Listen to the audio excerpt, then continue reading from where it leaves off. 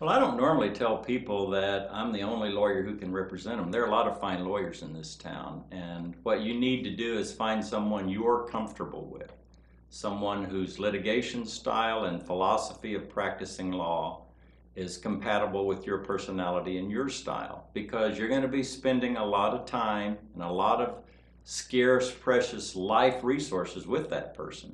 And if I'm that person, then that's why you ought to hire me. I happen to think that we're the very best at what we do. If you have a problem that falls into the category of what we do, then I can commit to you that you'll have excellent representation. You'll have a passionate lawyer who cares about you and who consults with you and who is there trying to get for you the best result possible.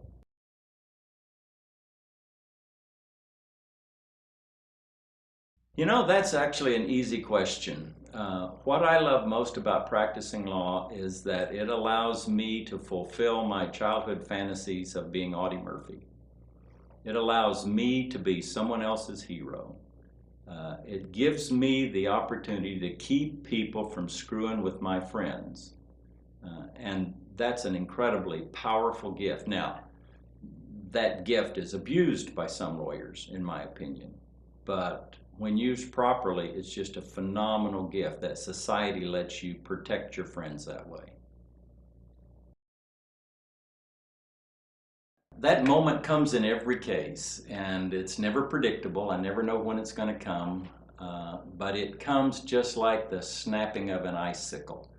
There is no warning, but it snaps. And when that snap occurs, that case stops being a close case to being a case I know I'm going to win. And it also becomes a case the other side knows I'm going to win. And that's my moment of greatest satisfaction, is just hearing that icicle snap.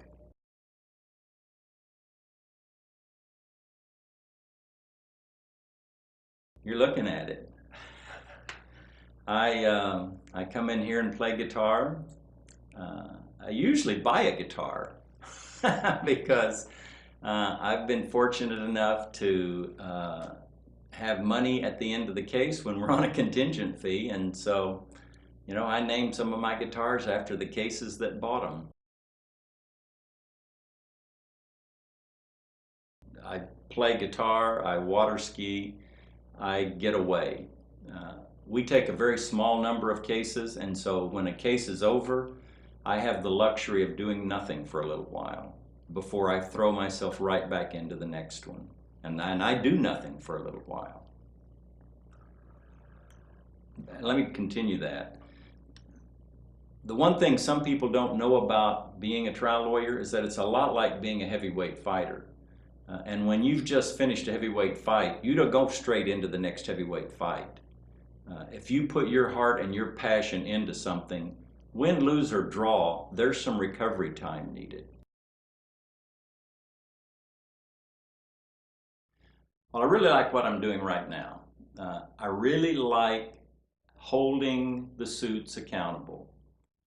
It brings incredible satisfaction. I have a real love-hate relationship with the practice of law in the first place. There's a lot of things about being a lawyer I don't like.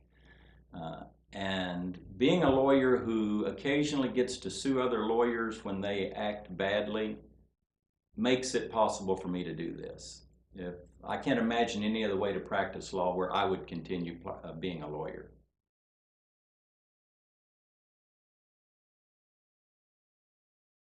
I am looking for a couple of new directions in my career. One of the things that I'm investigating right now is the possibility of doing a lot more cases under a statute, well, a civil rights statute, 42 U.S.C. 1983. It's essentially the civil statute that keeps prisons and police and government from abusing the little man.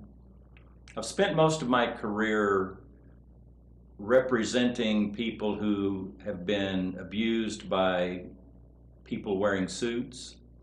And I'm going to spend a little bit of the rest of my career devoting my energy to people who've been abused by the government. It's kind of the ultimate suit.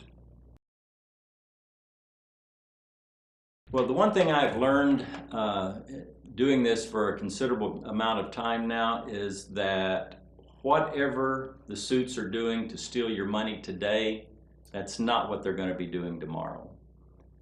They learn and evolve. Whatever Robert and I have caught them in and made them cough up the money, we teach them never to do that again, and they learn new, different ways. So the future essentially consists of, if not staying one step ahead of them, staying right on their tail so that you catch them.